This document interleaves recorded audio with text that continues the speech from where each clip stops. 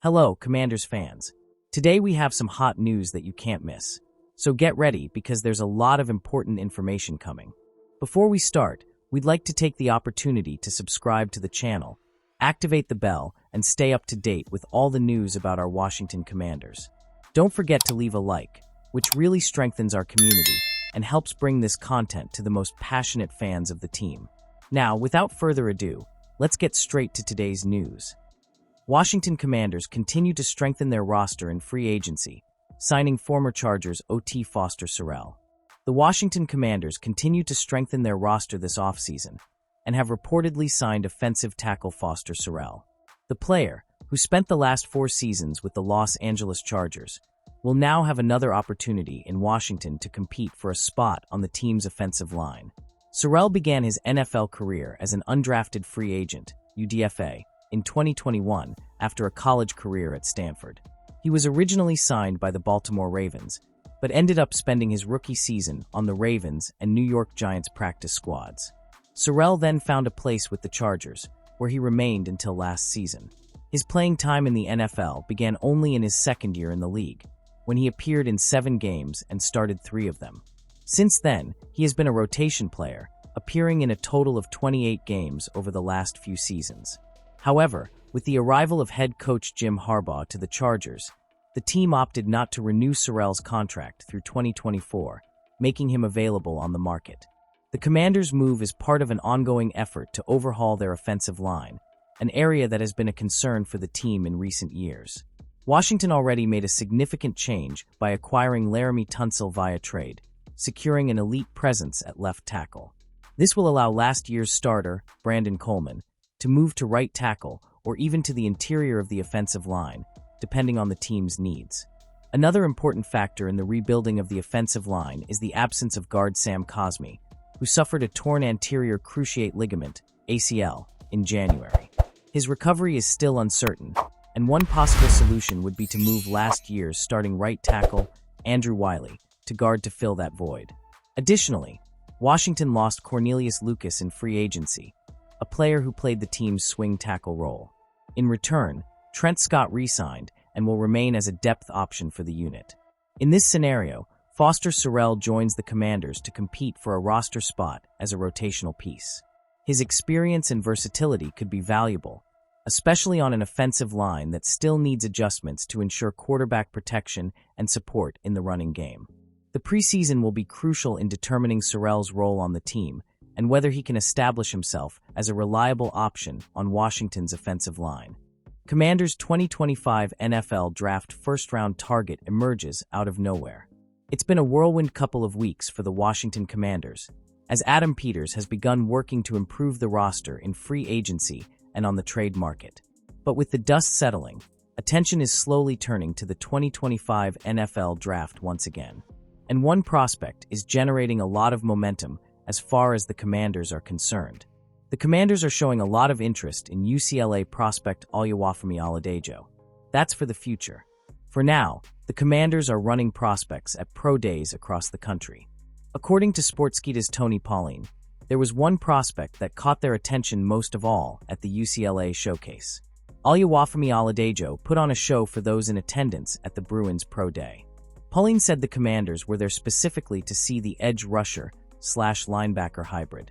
The insider also believes he's firmly in play at number 29 overall, given the physical tools he brings to the table.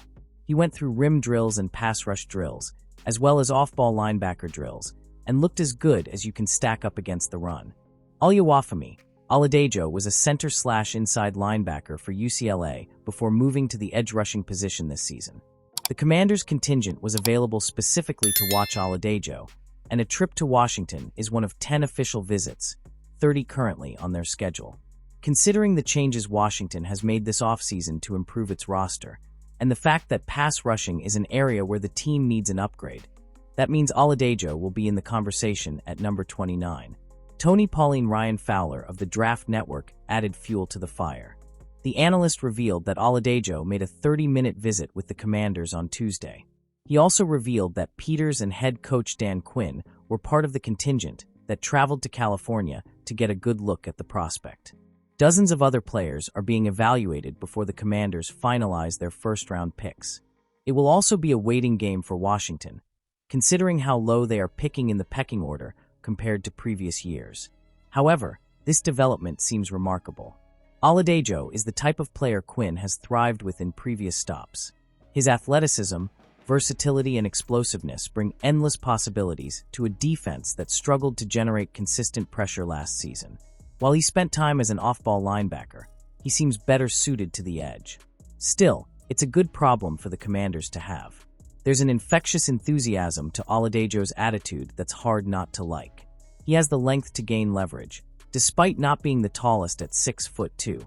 His explosiveness and straight-line speed shined brightly with the Bruins, so it's not hard to see why Quinn wants to examine his credentials in greater detail. Washington Commanders eyeing Cardinals linebacker in free agency. Hey, Commanders fans. The Washington Commanders may be looking for reinforcements to bolster their defense, and one position that could use more depth is linebacker. With NFL free agency approaching, the Washington franchise could explore the market to add key pieces to its roster. Among the names being speculated, Arizona Cardinals linebacker Kazir White has been touted as a viable option for the Commanders. For the Wins, Corey Woodruff highlighted White as a possible target for the team in the offseason. Kazir White on Washington's radar? Woodruff believes White could be a valuable addition to Washington's linebacker group, which already features Bobby Wagner and Frankie Luvu, two experienced and productive players on defense.